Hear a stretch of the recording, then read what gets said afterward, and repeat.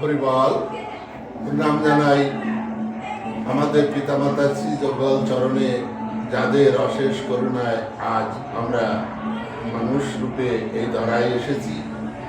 আমরা ঠাকুরের নাম করছি, সাধু সঙ্গ করছি। নাম জানাই বাবা হরিচাঁদ, শান্তি মাতা বাবা গুরুচাঁদ, মাতা সত্য আমার শ্রী যুগল চরণে প্রণাম জানাই। সকল গুরু গোসাইদের যুগল চরণে প্রণাম জানাই, যেখানে যত হরিভক্ত আছেন এবং যারা আমাদের এই ঠাকুরের গ্রন্থ পাঠ শুনছেন তাদের শ্রী যুগল চরণে। আমাদের এই ঠাকুরের গ্রন্থ পাঠ চলাকালীন যদি কোনো ভুল ত্রুটি হয়, কৃপা করে ক্ষমা করে দেবেন, আশীর্বাদ করবেন। আমরা যতদিন বেঁচে থাকি ততদিন যেন সঠিকভাবে এই ঠাকুরের নাম করে যেতে পারি। জয় হরিবল। শ্রী শ্রী হরিনীলামৃত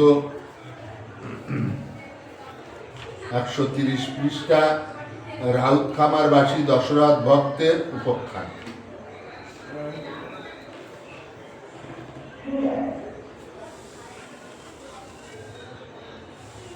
তাহলে এখানে দশরথ যখন মৃত্যুঞ্জয়ের বাড়িতে উপস্থিত হল, মৃত্যুঞ্জয় কি বলছে? মৃত্যুঞ্জয় দশরথ সূর্যনারায়ণ, তার মধ্যে হইলাম আমি একজন।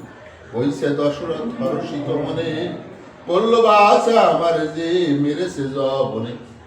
তার মানে ঠাকুর ওকে বাক্য বন্ধ করার নির্দেশ দিয়েছে, এক কাপড়ে থাকার নির্দেশ দিয়েছে, এক জালে খাওয়ার নির্দেশ দিয়েছে, কারোর গৃহেতে থাকার বারণ করেছে, তাই না?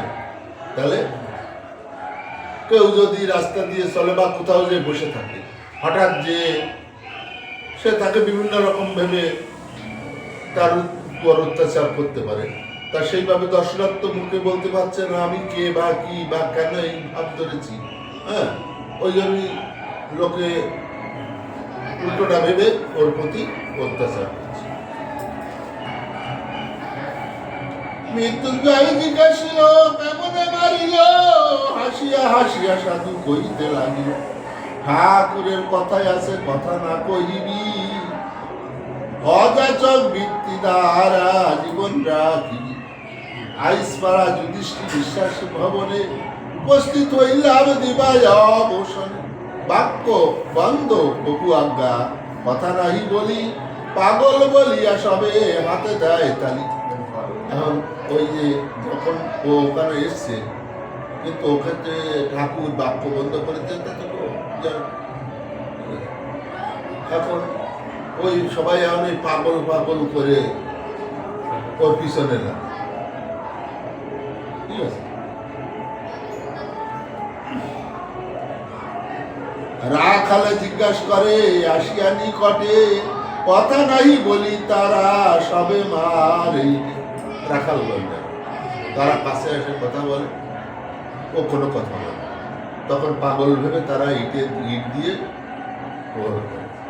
তাহলে কি জীবন এই ভক্তরা পালন করছে, কঠোর সাধনায়।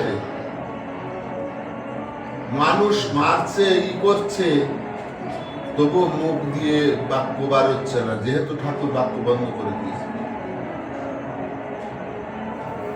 তাহলে কি পরিশ্রমী ভক্ত এরা, আর আমরা কত সুখের কবুতর।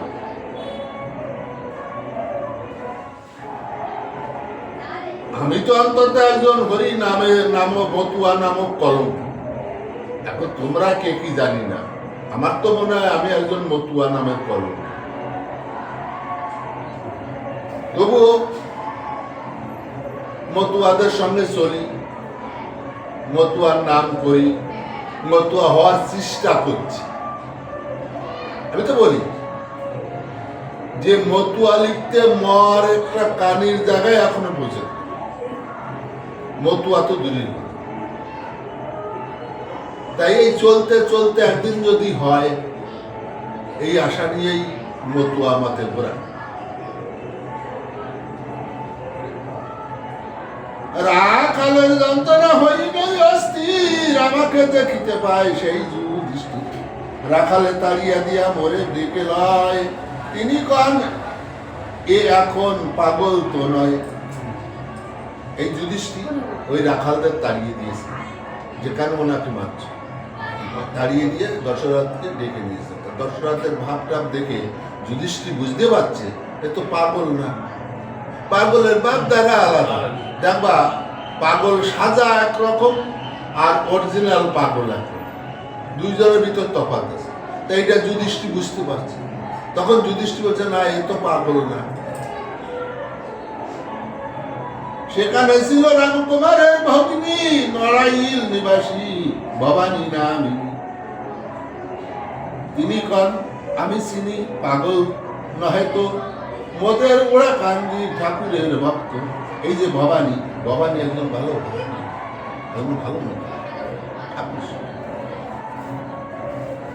যুধিষ্ঠির যত্ন করি পরাণ ভোজন সালন্য দধি দুগ্ধ স্বগৃহীত ব্যঞ্জন ভোজন হইল বেলা অপরাহ্ন কালে প্রতিষ্ঠার ভয়ে আমি আসিলাম শুনি। তাহলে দশরথ ওইখানে আর দাঁড়ালো না, কারণ ওই যে চিনে ফেলেছে, ভবানী বলেছে এই পাগল না, আমি একে চিনি, এ আমাদের ঠাকুরের ভক্ত। এই কথা যদি প্রচার হয়ে যায় তাহলে জনরব হয়ে যাবে, জানাজানি হয়ে যাবে। ওই জন্য দশরথ ওখান থেকে চলে এসেছে, ওখানে আর থাকে। দিন ভরি ভিক্ষা করি যাই কলা বাড়ি, সন্ধ্যা বা কালে গিয়াছিনু মিয়াদের বাড়ি।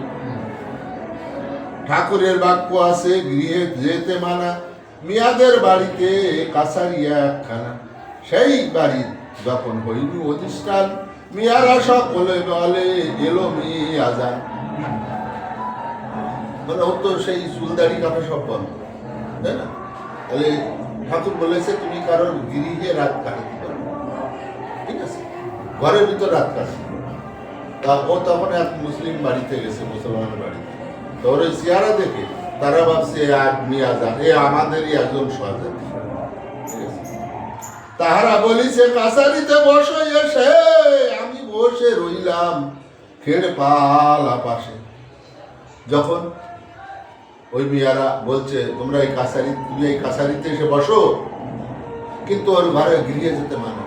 ও তখন কি বলছে, খেড়ের পালা, সেই পালার কাছে যে বসে রয়েছে দশরথ।